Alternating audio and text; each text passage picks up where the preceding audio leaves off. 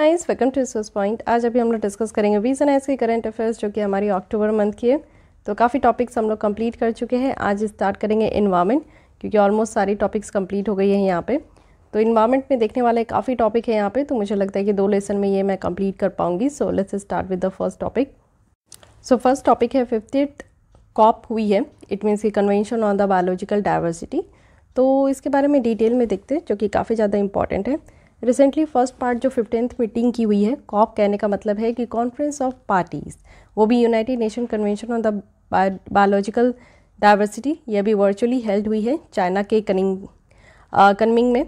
तो main objective क्या था इस बार की कॉप 15 का यहाँ पे? तो मेन ऑब्जेक्टिव था कि यहाँ पे अडॉप्ट करना है एक पोस्ट 2020 ग्लोबल बायोडाइवर्सिटी फ्रेमवर्क, जिसमें कि आप देखो कि रिप्लेस करना और अपडेट करना जो 2011 से 2020 तक चलते आ रहा था। ये 10 साल का स्ट्रैटेजिक प्लान था बायोडाइवर्सिटी के लिए। तो और इसी के साथ इकाई बायोडाइवर्सिटी टारगेट जो कि आप देखे होंगे, इसके तहत 22 टारगेट्स है टोटल।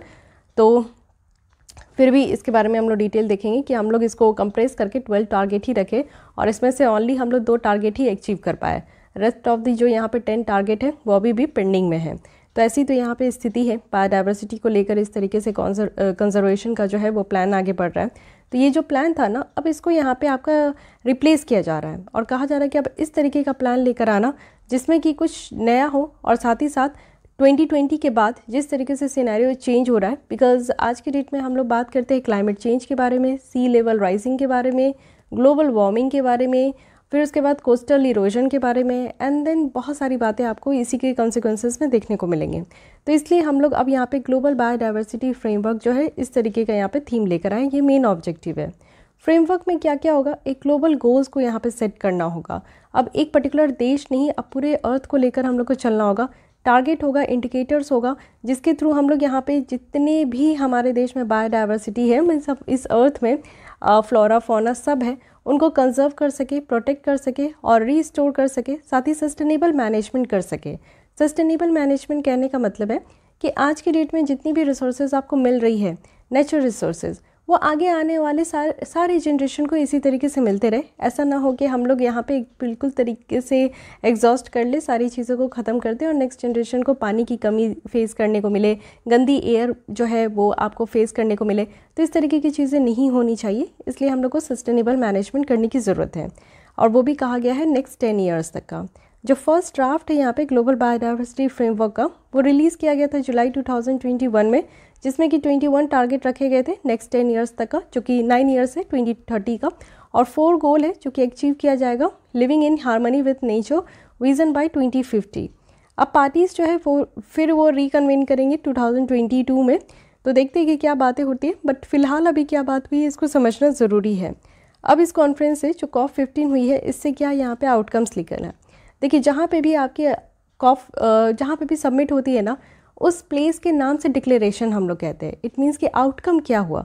तो अगर हम लोग कन्विंग डिक्लेरेशन की बात करें तो यहाँ पे कहा गया है कि जो बायोडाइवर्सिटी हमारे देश में, हमारे अर्थ में है, उनके लिए अब यहाँ पे अर्जेंट कॉल है। इट मीन्स कि अर्जेंट तरीके से इंडिकेटेड एक्शन लेना होगा कि बायोडाइवर्सिटी को हर एक सेक्टर्स में जो कि ग्लोबल इकॉनमी का है, इसमें ध्यान देने की ज़रूरत है। 100 नेशन से ज़्यादा, जिसमें कि हम लोग भी यहाँ पे पार्टिसिपेट कर रहे हैं, और हमने भी यहाँ पे कमिटमेंट करी है कि हम लोग इंश्योर करते हैं कि अडॉप्ट करेंगे, डेवलप करेंगे और साथ ही साथ इम्प्लीमेंट करेंगे जो effective post 2020 global biodiversity framework है। साथ ही जो करंट लॉस ऑफ बायोडाइवर्सिटी है, कई तरीके से आप देखो जीव जंतु जो है हमारे देश से और हमारे अर्थ से ये आपका लॉस होते जा रहा है, तो इसको भी यहाँ पे रिवर्स करना है। इंश्योर करना है कि बायोडाइवर्सिटी जो है एक पाथ लेकर आए जिससे 2030 तक एक बेटर रिकवरी हो सके। तो इसके बारे में ध्यान रखनी है। अब मेजर टारगेट देख लेते हैं कि क्या क्या रखा गया है। मेजर टारगेट सबसे पहले ये है कि एटलीस्ट 30% जो लैंड और सी एरिया ग्लोबली है ना, उसको कंजर्व करना। साथ ही यहाँ पे रिड्यूस करना जो न्यूट्रिएंट है ना, जो कि इन्वायरमेंट में लॉस हो रहे हैं, बाय एटलीस्ट हाफ, और पेस्टिसाइड्स वगैरह जो है एटलीस्ट 2/3, और एलिमिनेट करना है जो प्लास्टिक वेस्ट की यहाँ पे डिस्कार्ड की जा रही है ना, जो डिस्चार्ज हो रही है प्लास्टिक वेस्ट का, इसको भी पूरी तरीके से एलिमिनेट करना है।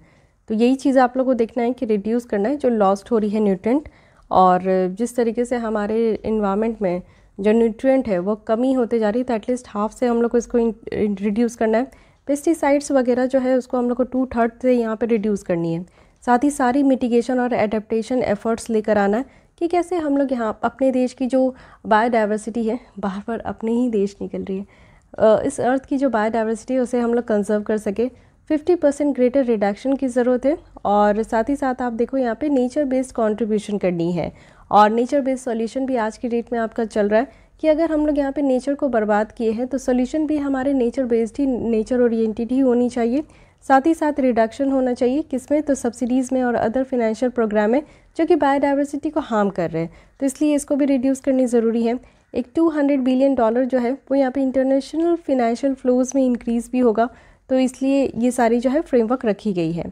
अगर हम लोग बात करें, कन्विंग बायोडाइवर्सिटी फ़ंड क्रिएट किया गया है, चाइना के द्वारा ये फ़ंड इस्टेब्लिश की गई है और इसमें आप देखो कि USD 230 मिलियन तक का रखा गया, जिससे कि इस प्रोजेक्ट को सपोर्ट मिलेगा, जिससे कि बायोडाइवर्सिटी प्रोटेक्ट हो पाएगी जितने भी डेवलपिंग कंट्रीज़ हैं। साथ ही ओपन लेटर रहेगा प्राइवेट सेक्टर को। इट मीन्स कि इस कॉन्फ्रेंस में जिससे कि हम लोग ये कहें कि प्राइवेट सेक्टर्स की इन्वॉल्वमेंट को अब यहाँ पे इंक्रीज़ होगा, क्योंकि काफ़ी सेक्टर्स आप ऑलरेडी देख रहे हो कि सरकार के द्वारा अब ओपन अप किया गया है कि प्राइवेट सेक्टर्स को हम लोग इंक्लूड करें। बिकॉज एक अच्छा डेवलपमेंट अगर आप लोगों को चाहिए तो प्राइवेट सेक्टर्स को भी इंक्लूड करना होगा, अकेले नहीं यहाँ पे चल पाएंगे। जिसमें कि ओपन लेटर है वो भी बिजनेस CEO के तरफ से, जो कि वर्ल्ड लीडर्स को है, और यहाँ पे उनको ये कहा जा रहा है कि आप एक बोल्ड एक्शन ज़रूर लीजिए। ग्लोबल इन्वायरमेंट फैसिलिटी है, यूनाइटेड नेशन डेवलपमेंट प्रोग्राम है, यूनाइटेड नेशन इन्वायरमेंट प्रोग्राम है, जो कि कमिट कर रहे हैं कि फास्ट ट्रैकिंग फाइनेंशियल और टेक्निकल सपोर्ट मिलेगा जितने भी डेवलपिंग कंट्रीज़ है। और ये सारी बातें तो यहाँ पे देखने को मिली। इसी के अलावा आप CBD के बारे में जानो, कन्वेंशन ऑन बायोलॉजिकल डाइवर्सिटी है। ये है क्या? CBD एक इंटरनेशनल मल्टीलैटरल ट्रीटी है जिसको कि यहाँ पे सिग्नेचर के लिए ओपन अप किया गया था कब, तो 1992 में, और वो भी United nation conference on environment and development में, जिसे कि हम लोग रियो अर्थ समिट भी कहते हैं। ठीक है, और ये CBD जो है इसमें आपको 196 पार्टीज़ देखने को मिलेंगे और इंडिया भी इसका पार्ट है। 3 मेन ऑब्जेक्टिव था यहाँ पे कि एक बायोलॉजिकल डाइवर्सिटी को कंजर्व करना, सस्टेनेबल यूज़ करना जो यहाँ पे कंपोनेंट है बायोलॉजिकल डाइवर्सिटी का, और फेयर एंड इक्विटेबल शेयरिंग करना, जो भी बेनिफिट यहाँ पे हमारे जेनेटिक रिसोर्सेज को यूटिलाइज़ करके हो रहे हैं। तो जितने भी जेनेटिक रिसोर्सेज है उसको यूटिलाइज़ करके जो बेनिफिट हो रहे हैं उसको आपस में शेयर भी करना, और इक्वल तरीके से बेनिफिट होनी भी चाहिए। इसी के साथ आप देखो सप्लीमेंट एग्रीमेंट भी किए गए हैं CBD का, जिसमें कि इंडिया के द्वारा साइन किया गया है और सारे प्रोटोकॉल को यहाँ पे रेटिफाई भी किया गया है। साइन करने का मतलब है कि हाँ, इस इंटरनेशनल एग्रीमेंट से सहमत है ये देश, लेकिन अगर कहे कि रेटिफाइड कर लिया गया, इट मीन्स कि उसकी जो भी रूल्स रेगुलेशन है उसके बेसिस पे हमारे देश में भी कानून बन चुके हैं। ठीक है, अब यहाँ पे आप देखो कि ये 3 बहुत इंपॉर्टेंट है और इसका इंडिया भी पार्ट है यहाँ पे। First one is Cartagena protocol on biosafety. तो इसकी एम है कि यहाँ पे सेफ हैंडलिंग करनी है, जितने भी लिविंग मॉडिफाइड ऑर्गेनिजम्स है ना उनकी बेटर तरीके से यूज़ हो, उनको ट्रांसपोर्ट भी सेफली करे, उनको सेफ तरीके से हैंडल भी करे, जिससे क्या होगा ना कि मॉडर्न बायोटेक्नोलॉजी से इसको हम लोग यहाँ पे सेव कर पाएंगे, और मॉडर्न बायोटेक्नोलॉजी से ये रिजल्ट देखने को मिलेगा, जिससे कि एडवर्स इफेक्ट जो बायोलॉजिकल बायोडाइवर्सिटी में हो रही है, साथ ही यहाँ पे ह्यूमन एक्टिविटी में हो रही है, तो वो कहीं ना कहीं यहाँ पे कम हो पाएगी। तो कार्टेसिना बायो प्रोटोकॉल जो है वो बायो सेफ्टी के ऊपर है for living modified organisms. Second की बात करें तो this is Nagoya protocol. Nagoya protocol है कि नेचुरल रिसोर्सेज और जेनेटिक रिसोर्सेज से जो भी बेनिफिट अराइज हो रही है उसको इक्विटेबल तरीके से शेयर करना और एक्सेस करना। Third one is Nagoya Kuala Lumpur supplementary protocol on liability and redress to the Cartagena protocol on the biosafety. इसकी एम है कि यहाँ पे कंजर्वेशन करना, सस्टेनेबल यूज़ करना बायोडाइवर्सिटी का, और साथ ही साथ जो इंटरनेशनल रूल्स और प्रोसीजर है उसको प्रोवाइड करके। फाइन, तो ये तीनों आपको याद रखना है क्योंकि इसमें हम लोग पार्टिसिपेट किए। अब देखते हैं कि पोस्ट 2020 के बाद जो ग्लोबल बायोडाइवर्सिटी फ्रेमवर्क लाई जा रही है इसमें क्या की इशू है। सबसे पहली बात है कि 30/30 टारगेट को अडॉप्ट करना। इसमें कुछ रिलेटेड इश्यूज़ हैं। ये कहा जा रहा है कि जो राइट है हमारे यहाँ के लोगों की, लोकल कम्युनिटीज़ की जो कि बायोडाइवर्स रीजन में रहते हैं, वो कहीं ना कहीं हार्म हो सकेगा। साथ ही मल्टीलैटरल कॉपरेशंस जो कि यहाँ पे कहा जा रहा है कि क्रॉस बॉर्डर और क्रॉस ओशन एरिया में कंजर्वेशन करनी है, तो कहीं ना कहीं ये डिफ़िकल्टीज़ हो पाएगी। मे बी एक कंट्री से दूसरे कंट्री का जो बॉर्डर है अगर उस एरिया में कंजर्व करनी है किसी भी स्पेसीज़ को, तो ऐसा भी हो सकता है कि दोनों बॉर्डर जो शेयर करने वाले देश है वो आपस में ही बढ़ सकते हैं, तो कॉन्फ्लिक्ट का कारण भी बनेगा। लैक ऑफ क्वालिटी टारगेट है कि हमें यहाँ पे किस तरीके से काम करना है और हमारा मेन फोकस एरिया क्या है और टारगेट क्या है हमारा। तो ये चीज़ें हैं कि अडॉप्शन जो है 30/30 टारगेट का ये करना होगा। ये एक आपको देखने को मिलेगा इशू है। साथ ही अगर हम लोग बात करें तो यहाँ पर डिजिटल सीक्वेंस इन्फॉर्मेशन भी है। आज की डेट में अगर देखें तो कमर्शियल बेनिफिट जो DSI का है, इट मीन्स कि डिजिटल सीक्वेंस इन्फॉर्मेशन का, उसको बेनिफिट शेयरिंग मैकेनिज्म से कवर नहीं किया गया। कुछ जो रिच कंट्री है जिसमें कि आपको देखने को मिलेगा कि जेनेटिक रिसोर्सेज बहुत है, बट यहाँ पे जो कैपेसिटी है उनको यूटिलाइज़ करने का वो बहुत कम है। बहुत सारे रिसोर्सेज आप देखने को मिलेगा, जैसे कि हमारे अर्थ में आप देखो कि वाटर है, एयर है, सॉइल है, तो इन सब का हम लोग बेटर तरीके से यूज़ कर सके। और इसको बेटर तरीके से जब तक यूज़ नहीं करेंगे तब तक इससे जो बेनिफिट अराइज होगी तो उसको हम लोग इक्वल तरीके से शेयर भी नहीं कर पाएंगे और मे बी बेनिफिट अराइज भी ना हो। So these are the some concern जिसको कि देखने को यहाँ पे मिल रहा है और ये इसी पे बात की जा रही है। साथ ही लैक ऑफ एम्बिशन और अर्जेंसी है। सबसे पहली बात है कि आज के डेट में अगर हम लोग क्लाइमेट के ऊपर बात कर रहे हैं तो ये एक कॉज ऑफ कंसर्न है। साथ ही साथ हमें यहाँ पे अर्जेंट तरीके से काम करना होगा। जैसे कि आप देखो कि वर्ल्ड जो है वो यहाँ पे साइंटिफिक कंक्लूजन से शॉक्ड भी है कि मोर देन मिलियन स्पीसीज जो है वो आज के डेट में थ्रेटेंड है कि वो कल को जाकर ख़त्म हो जाएंगे। साथ ही इस ड्राफ्ट फ्रेमवर्क में जो है इस तरीके का गोल नहीं रखा गया है कि जो प्रजाति विलुप्त होने वाले हैं, पूरी तरीके से ख़त्म होने वाली, उनकी एक भी सिंगल जो स्पीसीज है वो इस अर्थ में नहीं बचेगी, तो फिर उनके लिए क्या किया जाएगा। तो इस फ्रेमवर्क में ऐसी कोई बातें नहीं की गई है। साथ ही फिनेंशियल गैप भी देखने को मिलेगा। करेंट जो फिनेंशियल मैकेनिज्म है उसमें आप देखो कि एस्टिमेटेड रखा गया है $700 बिलियन का, जो कि एनुअली यहाँ पे ज़रूरत है जिससे कि बायोडाइवर्सिटी डिक्लाइन हॉल्ट हो सके। लैक ऑफ कन्वीनियंट मैकेनिज्म है जिससे कि हम लोग कलेक्टिव एम्बिशन को ट्रैक करें और रेगुलरली जो है वो स्टॉक को भी ले प्रोग्रेस के लिए। तो इससे क्या होगा कि जो हमारी बायोडाइवर्सिटी लॉस हो रही है वो कहीं ना कहीं और वर्सन हो जाए और ख़राब हो जाए। साथ ही साथ जो देखने को मिला है कि बायोडाइवर्सिटी डिक्लाइन है ये इन 10 सालों में, तो ये भी एक प्रॉब्लम है। इसी के फाइंडिंग में आप देखो कि 5th जो ग्लोबल बायोडाइवर्सिटी आउटलुक रिपोर्ट था वो भी ग्लोबल लेवल पे, तो नन ऑफ द जो 20 टारगेट्स है ना वो फुल्ली अचीव किए गए थे। तो ऑब्वियस है ये तो इकाई टारगेट जैसा भी हो गया है कि इंडिया के द्वारा आप देखो कि इसको अचीव नहीं किया गया। वर्ल्ड वाइड की भी रिपोर्ट यहाँ पे बताई जा रही है। फ्रेगमेंटेड एफर्ट्स है, तो जो एफर्ट्स लगाए जा रहे हैं वो छोटे छोटे टुकड़ों में तोड़ के लगाए जा रहे हैं। और साथ ही आप देखो जैसे बायोडाइवर्सिटी लॉस है तो इसके लिए अलग से एफर्ट्स लगाएंगे, क्लाइमेट चेंज की इश्यूज़ को टैकल करने के लिए अलग से यहाँ पे एफर्ट्स लगाएंगे, लैंड डिग्रेडेशन एंड डेजर्टिफिकेशन है इसके लिए अलग से है, ओशन डिग्रेडेशन है। तो जो मेन इन्वायरमेंट की प्रॉब्लम है ना उसको बाइफर्केट कर दिया गया है छोटे छोटे भाग पे। साथ ही स्मॉल फार्मर्स जो है उनके ऊपर एडवर्स इफेक्ट देखने को मिल रहा है। क्या हो रहा है कि यहाँ पे जिस तरीके से हम लोग बायोडाइवर्सिटी देख रहे हैं कि लॉस हो रहा है, तो एग्रीकल्चर रीडायरेक्टिंग हो रही है, फॉरेस्ट्री देखने को मिल रहा है, फिशिंग सब्सिडीज़ जो है जिसके कारण हमारी ये बायोडाइवर्सिटी जो है वो हार्म हो गई है। और इसी के कारण अगर बायोडाइवर्सिटी बर्बाद हो रही है, हमारे यहाँ हरियाली ख़त्म हो रही है, स्पीसीज़ गायब हो रहे हैं, तो कहीं ना कहीं स्मॉल स्केल के जो फार्मर्स हैं, छोटे मछुआरे हैं डेवलपिंग नेशंस में, उनको कहीं ना कहीं प्रॉब्लम झेलने को देखने को मिले। साथ ही नेगेटिव इम्पैक्ट भी है कि कार्बन स्टोरेज को कैसे एम्फेसाइज करें जिससे कि नेचर बेस्ड सॉल्यूशन यहाँ पे फंक्शन कर सके। तो कार्बन इमीटर्स जो है यहाँ पे आप देखो, तो इससे क्या होगा कि यहाँ पे कार्बन इमीटर जो है, इससे कार्बन इमीटर होगा using tree planting, other carbon offset भी हो पाएगा डेवलपिंग कंट्रीज़ में, जिससे कि जो ड्यूटीज़ रहा है कंट्रीज़ का कि वो अपने यहाँ पे इमिशन को कट कर सके, तो कहीं ना कहीं ये ठंडे बस्ते में चला जाएगा, है कि नहीं। तो ये सारी प्रॉब्लम है, इश्यूज़ यहाँ पे काउंट की गई है।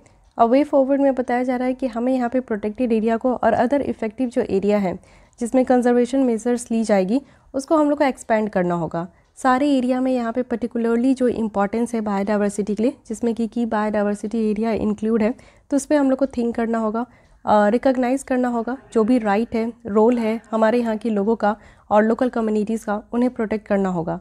ग्लोबल टारगेट को यहाँ पे देखना होगा, उसको मेजरेबल करना होगा। साथ ही यहाँ पे आप लोग देखो कि जो लिंक दिया गया है क्लाइमेट और नेचर क्राइसिस के बीच में, तो टारगेट जो इस फ्रेमवर्क में होना चाहिए वो आज के डेट में जो कमिटमेंट है ना वो भी क्लाइमेट को लेकर, लैंड सी को लेकर, तो इससे रिलेटेड होना चाहिए। साथ ही सरकार को यहाँ पे एफर्ट्स भी लाना चाहिए कि कैसे एडिशनल इन्वेस्टमेंट कर सके। नेचर में जितना ज़्यादा इन्वेस्टमेंट करेंगे उतना ज़्यादा बेटर होगा, आगे आने वाली जनरेशन और आगे आने वाले दिनों में हमारी इन्वायरमेंट और ज़्यादा हेल्दी रहेगी। एटलीस्ट 10% जो ओवरऑल रिकवरी इन्वेस्टमेंट है कोविड-19 क्राइसिस का, उसको हम लोग डायरेक्ट कर सकते हैं जिससे कि हम लोग नेचर को प्रोटेक्ट कर सके, रीस्टोर कर सके। साथ ही मेजर्स जो है सक्सेसफुल इम्प्लीमेंटेशन का, यहाँ पे क्या ज़रूरत है कि कैपेसिटी बिल्डिंग करने का, टेक्नोलॉजी ट्रांसफ़र करना, टेक्निकल सपोर्ट यहाँ पे प्रोवाइड करना, साउथ और अदर फॉर्म्स ऑफ कॉपरेशंस हो, तो ये सारी चीज़ें भी जो है यहाँ पे हम लोग इम्प्लीमेंट कर सकते हैं। अब कुछ इसी से रिलेटेड न्यूज़ है, इसे देख लीजिए। हाई एम्बिशन कोलिशन कहा जा रहा है for nature and people. India officially इसको ज्वाइन कर चुके हैं, यानी कि हाई एम्बिशन कोलिशन जो है नेचर और पीपल का, इसको हम लोग ज्वाइन कर लिए। और हम लोग यहाँ पे फर्स्ट है, यानी कि ब्रिक्स में जितने भी देश है 5 देश है उसमें से हम लोग पहले हैं जो कि मेजर इमर्जिंग इकॉनमीज़ है, जिसको कि हम लोग यहाँ पे हाई एम्बिशन कोलिशंस को ज्वाइन किए। इसमें आप लोग देखो यहाँ पे ब्रिक्स में कौन है, B for Brazil, R for Russia, I for India, C for China and S for South Africa. Okay, अब आपको यहाँ पे बतानी है कि साउथ अफ्रीका स्टार्टिंग में ये ब्रिक थी, नॉट ब्रिक्स, ठीक है, ओनली ब्रिक। तो साउथ अफ्रीका के द्वारा इस ऑर्गेनाइजेशन को कब ज्वाइन किया गया, और ये एक इंटर गवर्नमेंटल ग्रुप है जिसमें कि 70 कंट्रीज़ है, और कोस्टा रिका के द्वारा इसको चेयर किया जा रहा है। साथ ही फ्रांस है, और यूके जो है ये ओशन को चेयर है, तो ये ध्यान रखना है। साथ ही साथ जो है एटलीस्ट कहा जा रहा है कि वर्ल्ड की जो लैंड और ओशन है उसको प्रोटेक्ट किया जाएगा बाय 2030। तो ये 30x30 टारगेट है, एक ग्लोबल टारगेट है जिसका एम है कि जो लॉस हो रही है, जिस तरीके से स्पीसीज़ की लॉस हो रही है उसको रोकना है, हमारे इकोसिस्टम को प्रोटेक्ट करना है। तो ये सारा काम यहाँ पे किया जाएगा। तो इसको भी आप लोग अपने आंसर राइटिंग में इंक्लूड कर सकते हो, जो कि काफ़ी इंपॉर्टेंट है। अब यहाँ पे हम लोग सब चीज़ देख लिए, लेकिन जो सस्टेनेबल डेवलपमेंट की बात की जा रही है, स्ट्रैटेजिक प्लान फॉर बायोडाइवर्सिटी जो ये 10 साल का था, इसके बारे में देख लेते हैं थोड़ी बहुत। ये अडॉप्ट किया गया था पार्टीज़ के द्वारा, जो कि यहाँ पे CBD के हैं, और 10th मीटिंग हुई थी। COP15 अभी चल रहा है, लेकिन जब COP10 हुआ था उस समय, तब इसको अडॉप्ट किया गया था। साथ ही साथ आप लोग देखो नागोया जापान में, और यहाँ पे शेयर्ड विज़न है 2050 तक का, एक मिशन है, 20 टारगेट्स है, जो कि यहाँ पे 5 स्ट्रैटेजिक गोल्स के अंदर इसको ऑर्गेनाइज किया गया, जिसको हम लोग यहाँ पे इकाई बायोडाइवर्सिटी टारगेट कहते हैं। इसका विजन है कि एकदम हार्मनी में रहना है, यानी कि नेचर के साथ यहाँ पे सुकून के साथ रहना, और 2050 तक बायोडाइवर्सिटी को वैल्यू किया जाएगा, कंजर्व किया जाएगा, रीस्टोर किया जाएगा, और वाइजली यानी कि एकदम बुद्धिमत्ता का इस्तेमाल करके यहाँ पे इसको सही तरीके से इस्तेमाल किया जाएगा। फाइन, तो ये तो बीत गया, तो जो बीत गई सो बीत गई, लेकिन थोड़ी बहुत आइडिया होनी चाहिए। लेकिन अभी हम लोग यहाँ पे क्या टारगेट रखे उसको ध्यान रखिएगा। ओके, सो की आउटकम्स क्या है कॉन्फ्रेंस का, इसे हम लोग देख लिए। मेन टारगेट यहाँ पे क्या रखी गई उसे देख लिए। CBD के बारे में कुछ डिटेल में है। साथ ही यहाँ पे 3 ऑब्जेक्टिव भी CBD का देख लिए, और CBD के तहत जो जो एग्रीमेंट है जिसमें कि हम लोग यहाँ पे साइन किए, रेटिफाई किए हैं, वो है कार्टेजिना, नागोया और नागोया कोलालमपुर सप्लीमेंट्री। फाइन, अब आते हैं नेक्स्ट आर्टिकल में, जो कि है इंडिया और क्लाइमेट एजेंडा। तो हमारा क्लाइमेट एजेंडा क्या है, प्राइम मिनिस्टर ऑफ इंडिया, जो कि रिसेंटली यहाँ पे इंडिया की जो क्लाइमेट चेंज एक्शन प्लान है पंचमित्र, उसको यहाँ पे लाया गया, जो कि 26 जो COP26 हुई थी उसमें आपको देखने को मिलेगा। तो इसको जानना बहुत ज़्यादा ज़रूरी है, क्योंकि COP26 वॉज इन न्यूज़। तो क्या क्या चैलेंजेस है जो कि इंडिया की क्लाइमेट एक्शंस को लेकर। सबसे पहली हमारी प्रॉब्लम ये है कि हम लोग कोल डिपेंडेंट कंट्री है, कोयले का इस्तेमाल काफ़ी ज़्यादा करते हैं, और आज भी डेट में आप देखो कि हमारे देश में जो इलेक्ट्रिसिटी प्रोवाइड की जा रही है उसमें आपका कोयला है, काफ़ी इंपॉर्टेंट रोल प्ले करता है हमारे देश में एनर्जी सिक्योरिटी को लेकर। तो ये काफ़ी डिफ़िकल्ट भी माना जाता है कि इसको हम लोग कभी रिप्लेस नहीं कर पाएंगे, बट हाँ इसके यूज़ को कम ज़रूर कर पाएंगे। साथ ही बैलेंसिंग करना है ग्रोथ और इन्वायरमेंट को लेकर। किसी भी कंट्री, जैसे हमारा देश है, तो हम लोग यहाँ पे कमिट तो कर लिए COP16 में 26 में जाकर कि नेट ज़ीरो ट्रांसमिशन करेंगे। अब नेट ज़ीरो जो ट्रांसमिशन करेंगे, इट मीन्स की जो इमिशन हो रही है कार्बन डाइऑक्साइड की, उसको नेट ज़ीरो करना है 2070 तक, ये टारगेट रखा गया। तो ये आप देखो कि इसका इम्पैक्ट जो है ग्रोथ के ऊपर हो सकता है, साथ ही साथ इकॉनमी के ऊपर हो सकती है, एनर्जी अवेलेबिलिटी जिस तरीके से इंडस्ट्रियलाइजेशन और अर्बनाइजेशन की ये है उस पर इम्पैक्ट हो सकती है। साथ ही लैक ऑफ एम्बिशन कहा जा रहा है कि साइंटिस्ट के द्वारा यहाँ पे कंट्रीज़ को एडवाइस दी गई है कि नेट ज़ीरो जो जाना है लेटेस्ट बाय 2050 हो सकता है, और मूव ऑन कि नेगेटिव इमिशंस जो है वो हो सके, जिससे कि जो वर्स्ट इफेक्ट हो रही है क्लाइमेट क्राइसिस देखने को मिल रहा है उससे हम लोग निजात पा पाएंगे। साथ ही इंडिया की जो कमिटमेंट है कि हम लोग जिस तरीके से टोटल कैपेसिटी को इंक्रीज़ कर रहे हैं, ना कि total consumption of renewable installed capacity को इंक्रीज़ कर रहे हैं, तो ये भी एक प्रॉब्लम है। साथ ही कमिटमेंट की कमी है। इट मीन्स कि आप देखो कि सारे देश और सारे सेक्टर्स जो है एक साथ आकर ये नहीं कहते कि वो इमिशन को कट करेंगे। जैसे ट्रांसपोर्ट सेक्टर है, इंडस्ट्रीज़ है, जैसे सीमेंट, आयरन, स्टील है, तो ये सब में जो है कोयला का इस्तेमाल होता है, साथ ही साथ यहाँ पे इमिशन बहुत ज़्यादा होती है। तो एक आप देखोगे कि यहाँ पे एब्सेंस है कमिटमेंट की। साथ ही राइजिंग इमिशन है, एग्रीकल्चर सेक्टर से बहुत ज़्यादा इमिशन हो रही है, जैसे कि आपको पता है कि ग्रीन हाउस गैस इमिशंस जो है और मीथेन की इमिशन राइस प्रोडक्शन से, जिस तरीके से हम लोग राइस की खेती करते हैं, साथ ही और भी जो भी हम लोग खेती करते हैं, तो इससे बहुत ज़्यादा ग्रीन हाउस गैस की प्रोडक्शन होती है। इन्वेस्टमेंट करने की ज़रूरत है। इंडिया क्या एक्सपेक्ट लगाया जा रहा है कि जो डेवलप कंट्रीज़ है वो यहाँ पे क्लाइमेट फाइनेंस जो है $1 ट्रिलियन तक का देंगे। इशू है कि यहाँ पे आप देखो क्लाइमेट मिशन तो लाए जाते हैं बट उसको इम्प्लीमेंट नहीं किया जाता है। जैसे इंस्टीट्यूशनल है, सिस्टमेटिक है, प्रोसेस बैरियर है, जिसमें कि आप देखो कि कई बार ऐसे देखने को मिलेगा कि प्रोग्राम आ जाते हैं, पूरे रूल्स बन जाते हैं, बट पैसे की कमी होती है जिसके कारण उसको इम्प्लीमेंट नहीं कर पाते। तो जो भी फाइनेंशियल कॉन्स्टेंट है उसको यहाँ पे ओवरकम करना, लैक ऑफ टेक्निकल एक्सपर्टीज़ है उसको यहाँ पे देखना।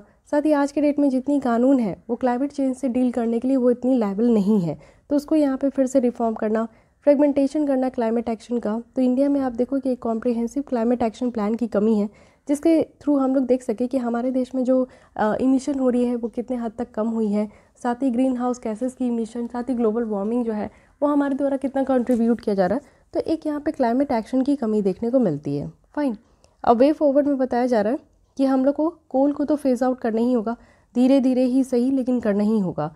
एक न्यू क्लाइमेट लॉ यानी कि जो क्लाइमेट है उससे रिलेटेड हमें कानून की ज़रूरत है। अब यहाँ पे दो एस्पेक्ट है, एक तो इंस्टीट्यूशन बनाए जो कि हमारे देश में जो भी क्लाइमेट चेंज से रिलेटेड प्लान है उसको मॉनिटर करे, साथ ही एक सिस्टम ऑफ लाइबिलिटी इस्टेब्लिश करे और अकाउंटेबिलिटी भी होनी चाहिए शॉर्ट, मीडियम और लॉन्ग टर्म लेवल पे, जिससे कि एक बेटर तरीके से हम लोग यहाँ पे जो क्लाइमेट चेंज से रिलेटेड जो भी प्लान है उसको इम्प्लीमेंट कर सके। साथ ही एक स्ट्रैटेजी यहाँ पे डेवलप करना होगा नेट ज़ीरो गोल का, तो ये स्ट्रैटेजी भी हम लोग देखेंगे। साथ ही एडिक्वेट सपोर्ट प्रोवाइड करनी होगी डेवलप टू डेवलपिंग कंट्रीज़ में, चाहे वो फाइनेंस के लेकर हो, चाहे वो टेक्नोलॉजी को लेकर हो, चाहे कैपेसिटी बिल्डिंग को लेकर हो। साथ ही नेट नेगेटिव इमिशन अगर हम लोग देखें तो डेवलप्ड नेशन से हो रही है, तो इसको भी हम लोग को देखना होगा। So these are the things जो कि यहाँ पे कहा जा रहा है कि हाँ हम लोग को ये सारी चीज़ें करनी चाहिए।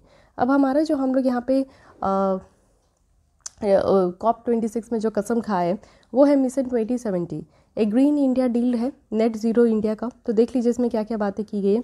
बात किया गया है कि लो कार्बन एनर्जी होगा, इट मीन्स कि हम लोग यहाँ पे renewable green energy, hydrogen energy इसी को अडॉप्ट करेंगे, तो इससे क्या होगा कि कार्बन एनर्जी लो हो पाएगी, ठीक है, इमिशन कट हो जाएगा।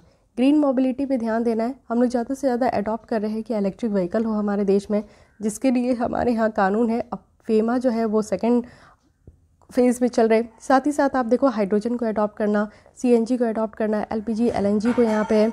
इस तरीके से हम लोग क्या कर रहे हैं कि ग्रीन मोबिलिटी यानी कि अगर 2 vehicle 3 vehicle 3 wheeler 4 wheeler 2 wheeler अगर यहाँ पे गाड़ियाँ चल रही है तो उसमें जो है इतना ज़्यादा इमिशन नहीं होना चाहिए जितना हम लोग को पेट्रोल और डीजल में देखने को मिलता है। साथ ही साथ आप देखो कि हम लोग यहाँ पे ब्लेंडिंग करने की भी बात करते हैं इथेनॉल की, ठीक है, तो ये भी बात हो गई। डीकार्बनाइजेशन करनी है एनर्जी इंटेंसिव इंडस्ट्रीज़ में, बहुत सारे ऐसे इंडस्ट्रीज़ है जिससे कि आप देखो कि कार्बन इमिशन बहुत होती है, तो उनको डीकार्बनाइज करने की ज़रूरत है। ग्रीन बिल्डिंग इंफ्रास्ट्रक्चर और सिटीज़ की बात की जा रही है कि हम लोग को ग्रीन सिटीज़ को प्रमोट करना चाहिए, एनर्जी एफिशिएंट बिल्डिंग बनानी चाहिए, ग्रीन कंस्ट्रक्शन करनी चाहिए आगे आने वाले दिनों में, और साथ ही सस्टेनेबल एग्रीकल्चर हो। इट मीन्स कि ऐसी एग्रीकल्चर मेथड को हम लोग को अपनाना है जिससे कि आज के डेट में अगर पानी एक्सट्रैक्शन हो रही है, साथ ही साथ आप देखो कि हमारे एयर पॉल्यूट हो रहे हैं या फिर हमारे यहाँ उस तरीके का खाना अब नहीं प्रोवाइड किया जा रहा है, साथ ही हमारी लाइफस्टाइल चेंज हो गई है, तो सस्टेनेबल एग्रीकल्चर करना है जिससे कि हमारे ह्यूमन हेल्थ, एनिमल हेल्थ और जो हमारी इन्वायरमेंट हेल्थ है वो हेल्दी रहे। अनेबलर में कहा गया है कि ग्रीन टेक्नोलॉजी इनोवेशन जो है इसमें क्या है कि रिसर्च एंड डेवलपमेंट और टेक्नोलॉजी में इन्वेस्ट की जाएगी। ग्रीन फाइनेंसिंग है, इट मीन्स कि ग्रीन रेवोल्यूशन में फाइनेंस किया जाएगा। कार्बन सिक्वेस्ट्रेशन है जिसमें कि आपको CCUS और कार्बन सिंक देखने को मिलेगा।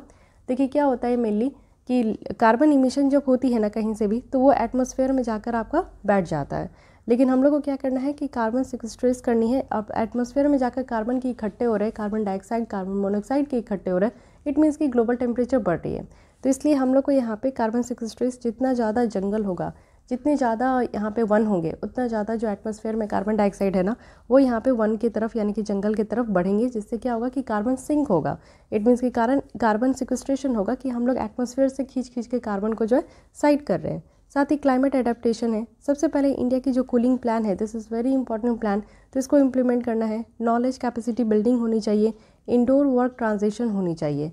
आप देखो कि आज की भी डेट में फॉसिल फ्यूल्स वगैरह का यूज़ होता है, काउडंग का यूज़ होता है, जिसके कारण ना कि आउटडोर पॉल्यूशन होती है, इंडोर पॉल्यूशन भी बहुत ज़्यादा होती है। अब आप देखो कि हमारे देश में क्लाइमेट चेंज से निपटने के लिए क्या क्या स्कीम्स और पॉलिसी है, तो ये तो काफ़ी इंपॉर्टेंट है। सबसे पहले नेशनल एक्शन प्लान है क्लाइमेट चेंज का, क्लाइमेट चेंज एक्शन प्रोग्राम है, साथ ही national electric mobility mission plan है, एडॉप्शन करना है। हम लोग कर चुके हैं ऑलरेडी BS 6 नॉर्म्स में, तो भारत स्टेज 4 हम लोग यहाँ पे यूज़ कर रहे थे, लेकिन इसको स्किप किए, 5 को स्किप किया और डायरेक्ट हम लोग 6 लॉन्च किए, जस्ट बिकॉज की जो यहाँ पे सल्फर डाइऑक्साइड की मात्रा जो इमिट होती है ना वो यहाँ पे 10% तक कम हो पाएगा। इन्वायरमेंटल इम्पैक्ट असेसमेंट है। इट मीन्स कि अगर कोई न्यू प्रोजेक्ट जो है, न्यू इंफ्रास्ट्रक्चर प्रोजेक्ट अगर स्टार्ट करिए तो पहले उससे क्लियरेंस लेना होगा एनओसी का कि हमने जो है यहाँ पे जो भी प्रोजेक्ट लगा रहे हैं उससे इन्वायरमेंट में कोई नुकसान नहीं होगा।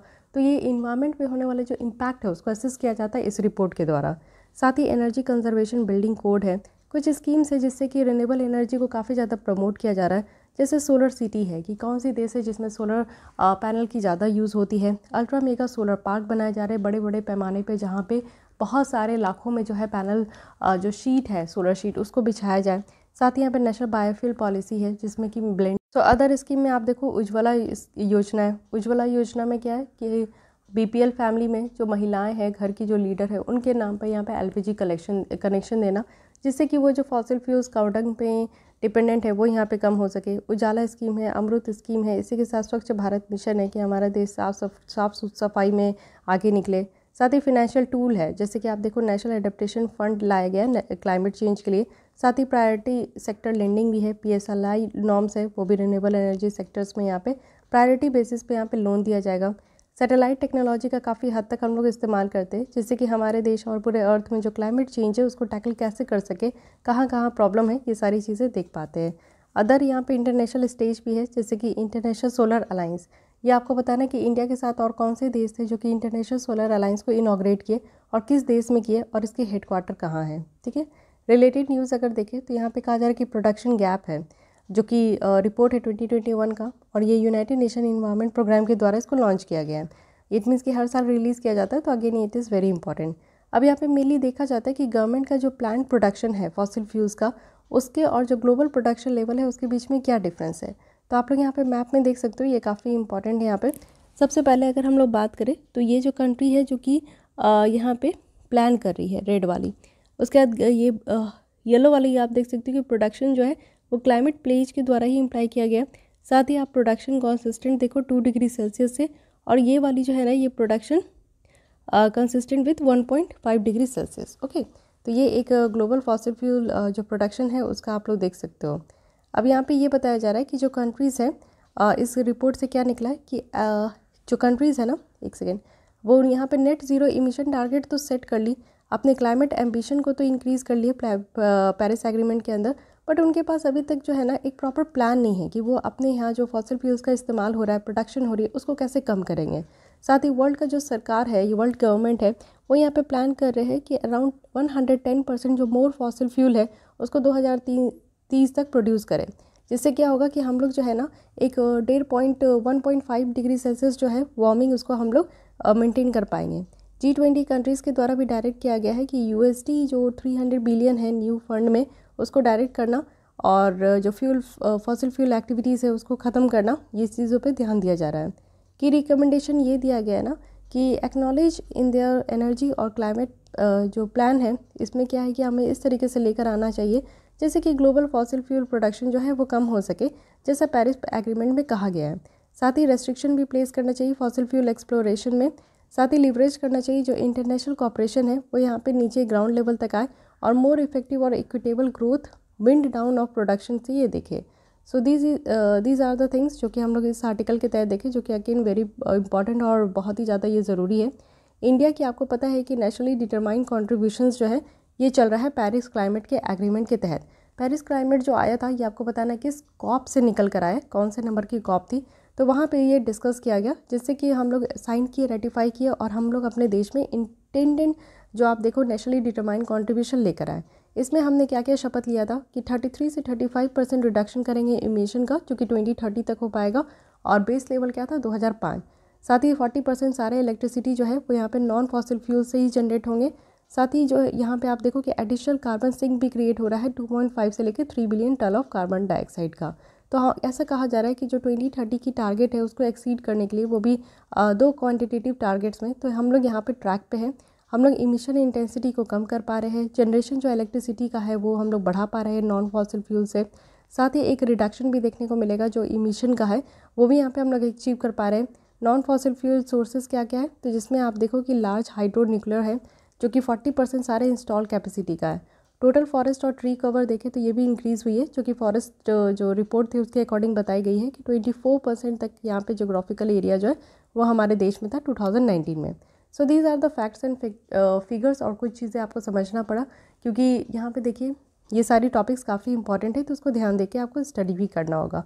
क्लाइमेट चेंज से रिलेटेड आपको हर एक जगह क्वेश्चन देखने को मिलेंगे, so that's why this topic is very important. Okay, so guys आज के लिए बस इतने ही। नेक्स्ट हम लोग मिलते हैं right to burn fossil fuels. तो all topics are related to each other and these all topics are very important. तो अगर आप लोगों को वीज़ा नाइस की टेस्ट सीरीज ज्वाइन करनी है तो डिस्क्रिप्शन बॉक्स में ईमेल आईडी गई है, उस ईमेल आईडी में आप लोग मेल करके ज्वाइन कर सकते हो। और अगर आप लोग मेंस आंसर राइटिंग में भी ज्वाइन करना चाहते हो तो आराम से ज्वाइन कर सकते हो। मिलते हैं कल हम लोग इसी टाइम पे। अगर आपको ये वीडियो अच्छी लगती है तो लाइक कीजिए, अपने दोस्तों के साथ भी शेयर कर सकते हैं। अगर फिर भी कोई डाउट कोई सजेशन ना हो तो आप कमेंट कर सकते हैं। तो मिलते हैं कल हम लोग इसी टाइम पे। आज के लिए बस इतना ही। Thank you.